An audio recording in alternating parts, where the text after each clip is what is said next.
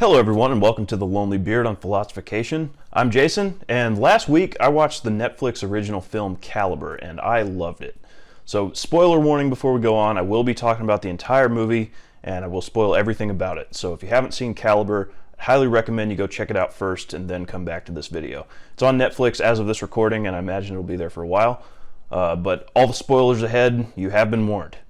Now, the reason I think Calibre is so great is that to me it's a cautionary tale and a case study in the dangers of not putting in the work to develop our character the way we should.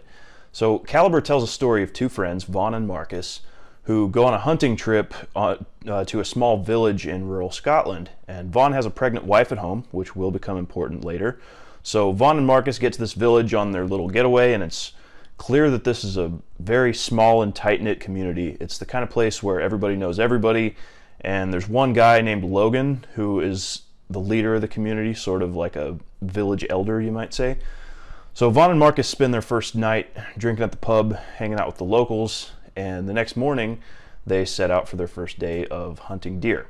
Now there's a variety of things already that are going to play into what ends up happening later. First of all, Vaughn forgets the ammunition for his rifle at the little bed and breakfast that they're staying at, so Marcus lends him his second rifle.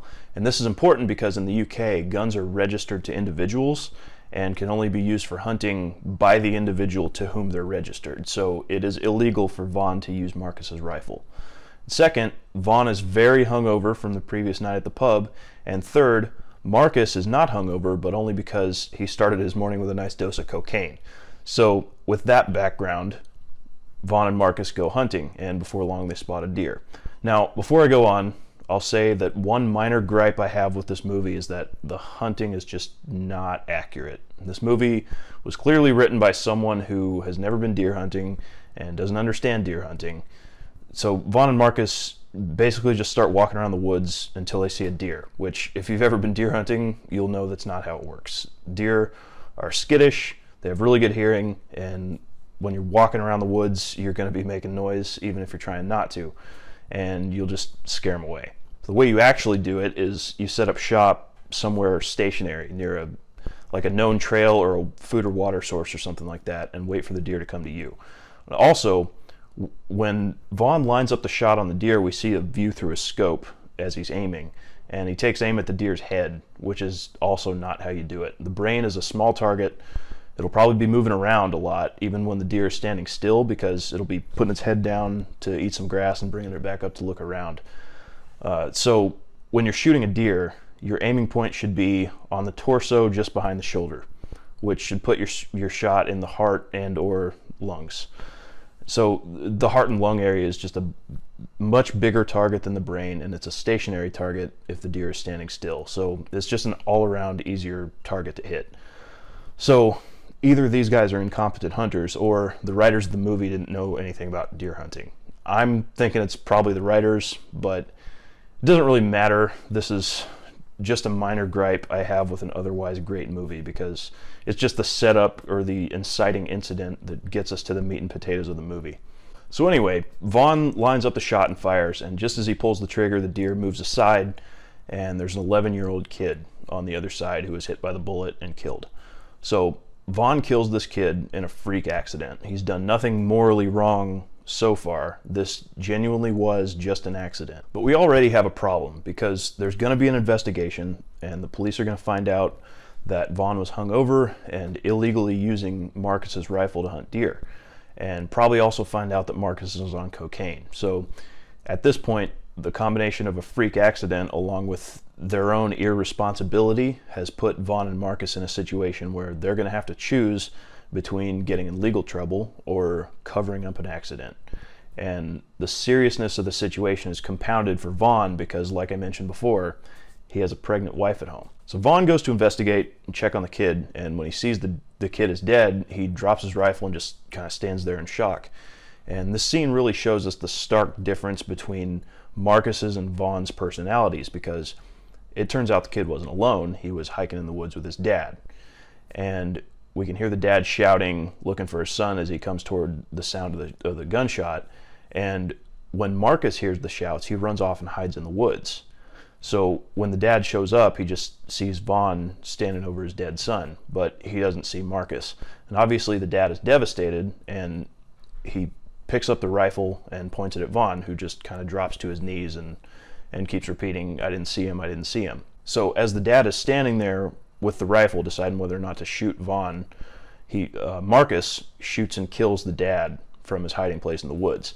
And this shows the contrast between Vaughn and Marcus. So when the accident happens, Vaughn basically just accepts his fate and puts himself at the mercy of the dad, while on the other hand, Marcus runs off and hides in the woods as soon as he hears the dad's shouts, knowing that he might have to shoot the guy to protect Vaughn, and thinking it'll be better if he has the element of surprise. So out of these two friends, Marcus is by far the most willing to throw ethics to the wind and do whatever he thinks will benefit him.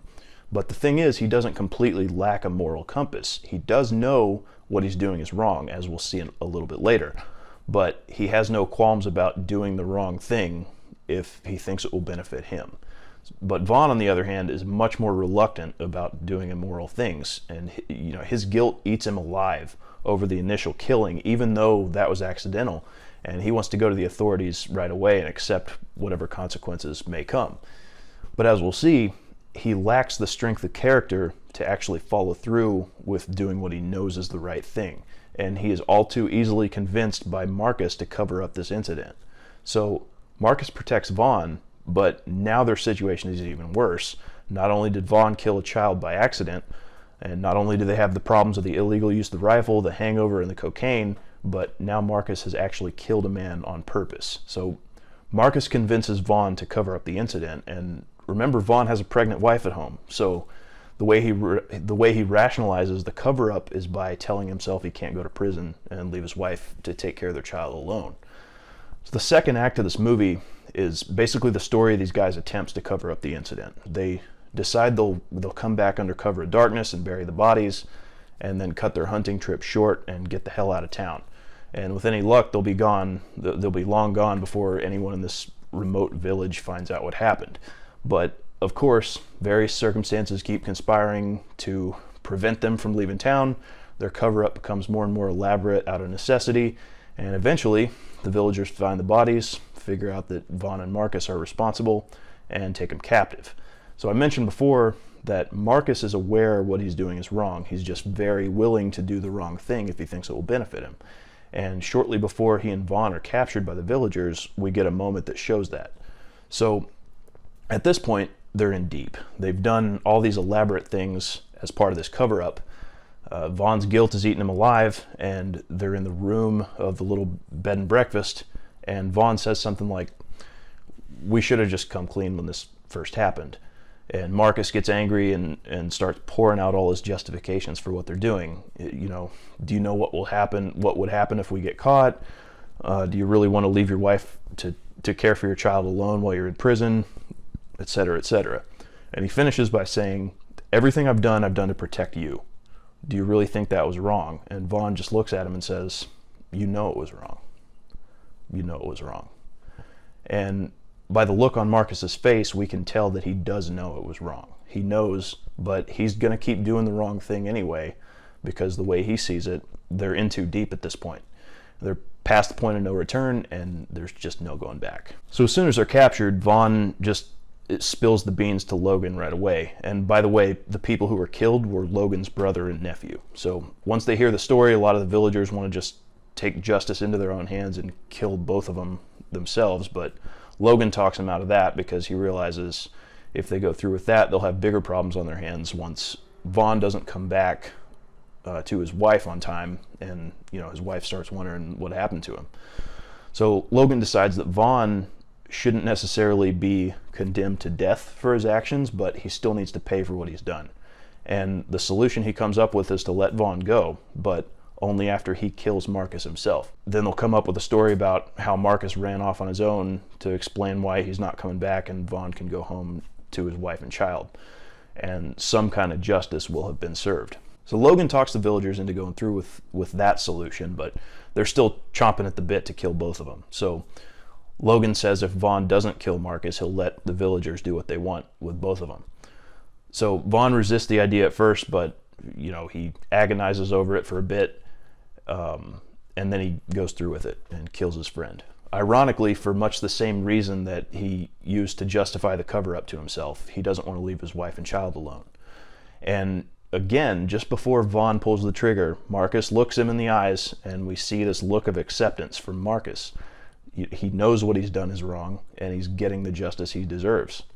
So the villagers let Vaughn go, and he goes back home to his wife and child. And in the last scene of the movie, we see Vaughn at home some months later after his child has been born.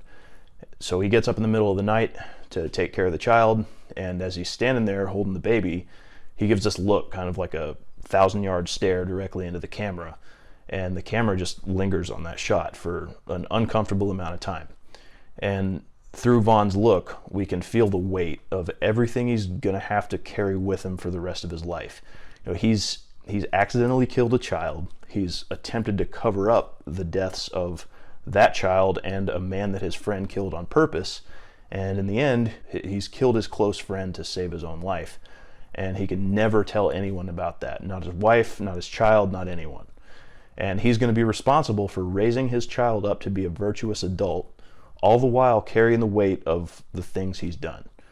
So, on a side note, I was very impressed by the actors in this movie. Jack Lowden, who plays Vaughn, and Martin McCann, who plays Marcus.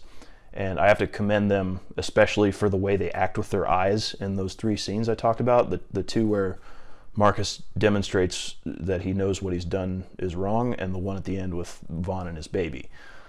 In those 3 scenes especially, they just convey so much information and so much emotion just with their eyes, and it's really impressive. So I said before that this movie is a cautionary tale. And if you're like me, as a child, you might have been taught some version of a parable about lying. Some version of a story where a kid makes a mistake. Maybe they accidentally break something or something like that, and instead of admitting to it, they try to cover it up and end up getting in more trouble in the end than they would have if they had just come clean. And the moral of that story is that it's better to just come clean as soon as possible and accept the consequences, because you'll only make things worse if you try to cover it up with lies. This movie is kind of an adult version of that parable. Marcus and Vaughn make a mistake, and instead of coming clean and accepting the consequences, they try to cover it up. And in the end, they end up making things a lot worse for themselves. But I think this movie is a cautionary tale about something even deeper than that.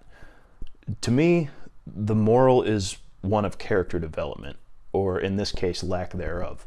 So first, I've resisted referring to this situation as a moral dilemma, because it's really not a moral dilemma. From Vaughn's vantage point, there is very clearly a right and a wrong thing to do.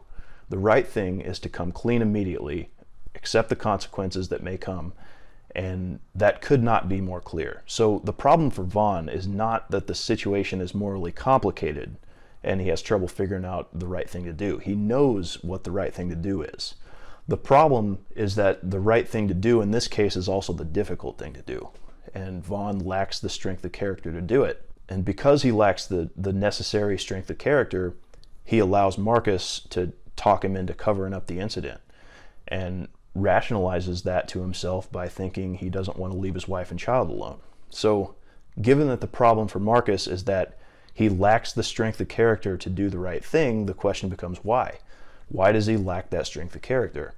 I think the answer is that he's gone through life up to this point with his character relatively untested. And because he hasn't had to face a serious test of character, he hasn't taken the necessary time and effort to develop his character to the point where he would be capable of passing a serious test. So the real cautionary tale here, the real moral of the story, is one that we can all take to heart. And in this life, it is nearly inevitable for all of us that at some point our character will be tested in some way. And the test Vaughn faces in this film is just one of an infinite number of forms that a tested character could take, but it's a near guarantee that all of us will face some kind of a test at some point in our lives. So I think what this movie is asking us to think about is, am I the kind of person who would pass that test? If my character was tested today in a major way, would I pass the test or would I fail? And this movie shows us an example of what can happen to a person who fails the test, and cautions us not to be like that person. It asks us to put in the necessary effort to develop our character to the point where we would pass the test. Another important aspect to this is that there's no room for delay, because none of us know when our test will come. For Vaughn, it was a completely unexpected freak accident, and he found himself unprepared to do what was right in the aftermath. So the moral of the story is that a serious test of character could come for any of us at any time in any place, and we need to live our lives in such a way as to be ready for it. So that's my take on Calibre. I thought it was a fantastic movie, and I'd love to hear from any of you about your thoughts on the movie itself or on its themes and morals. So that's all I got for today.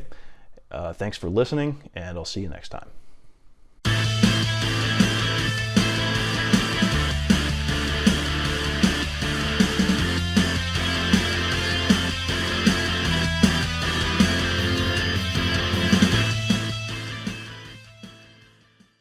If you like this show, there are many ways you can support it.